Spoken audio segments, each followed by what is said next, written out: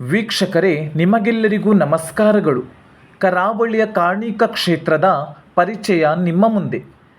ತುಳುನಾಡ ಜನರ ಆರಾಧ್ಯ ದೈವ, ಮಕರ ಸಂಕ್ರಮಣ ದಿನದಂದು ವಿಜೃಂಭಣೆಯಿಂದ ಪೂಜೆಗೊಳ್ಳುವ ದೇವ, ಮೂರ್ಲೋಕದೊಡತಿಯಾದಂತಹ ಶ್ರೀ ಮೂಕಾಂಬಿಕೆಯಿಂದ ಮಡಿದು ಭೂಲೋಕದ ಧರೆಯಲ್ಲಿ ಕಾರ್ಣಿಕ ದೈವನಾಗಿ ಶ್ರೀ ಮಾರಣಕಟ್ಟೆಯ ಧರೆಯಲ್ಲಿ ನೆಲೆಸಿ ನಿಂತವನೇ ಶ್ರೀ ಬ್ರಹ್ಮಲಿಂಗೇಶ್ವರ ದೇವರು. ಶ್ರೀದೇವನು ನೆಲೆಯಾದ ಬಗ್ಗೆ ಪುರಾಣಗಳ ಪ್ರಕಾರ ಪ್ರಚಲಿತಲ್ಲಿರುವ ಕಥೆಯೆಂದರೆ ಮೂಕಾಸುರನೇ ಮುಂದೆ ಮೂಕಾಂಬಿಕೆಯಿಂದ ಮಡಿದು ಶ್ರೀ ಬ್ರಹ್ಮಲಿಂಗೇಶ ಆದವನಾಗಿದ್ದಾನೆ.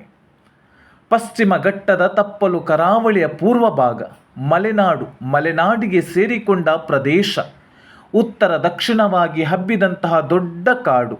ಇಲ್ಲಿ ಲೋಕ ಕಲ್ಯಾಣಕ್ಕೂ ಸ್ವಯಂ ಶ್ರೇಯಸ್ಸಿಗೂ ತಪಸ್ಸು ಮಾಡುತ್ತಿದ್ದ ಋಷಿಗಳ ವಾಸಸ್ಥಳವಾಗಿದೆ. ಈ ದಟ್ಟ ಅರಣ್ಯದಲ್ಲಿ ಕಮ್ಮಾಸುರ ಎನ್ನುವಂತಹ ರಕ್ಕಸನು ಕೂಡ ಇದ್ದ. ಆತ ಕ್ರೂರಿಯಾಗಿದ್ದಾನೆ. ಭೈರವಿ ಯಾಗವನ್ನು ಮಾಡುವ ತನ್ಮೂಲಕವಾಗಿ ಜಗನ್ಮಾತೆಯನ್ನು ಸಂತೋಷಪಡಿಸಿದನು. ಅವನು ಯಾವುದೇ ಪುರುಷರಿಂದ ತನಗೆ ಮರಣ ಬರಬಾರದು ಎಂದು ವರವನ್ನು ಪಡೆದುಕೊಂಡನು. ವರವನ್ನು ಪಡೆದ ಅವನು 3 ಲೋಕಗಳಲ್ಲಿ ವಿನಾಶವನ್ನು ಉಂಟುಮಾಡಲು ಪ್ರಾರಂಭಿಸಿದನು. ಶಾಂತಿ ಮತ್ತು ಒಳ್ಳೆಯ ಜನರನ್ನು ಕಡಿದನು.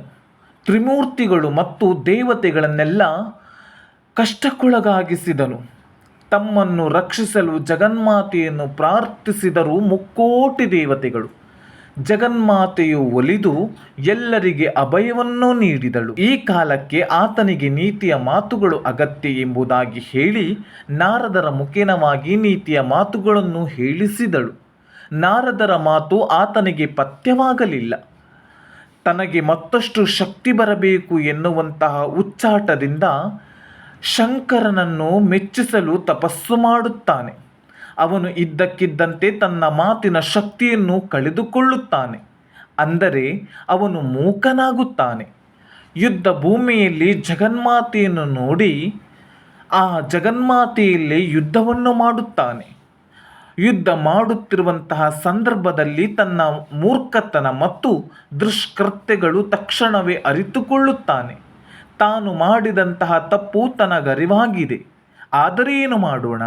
ಅವನ ಮೂಕ ಸ್ಥಿತಿಯಿಂದಾಗಿ ಅವನು ಕ್ಷಮೆಯನ್ನು ಕೇಳಲು ಸಾಧ್ಯವಾಗುತ್ತಿಲ್ಲ.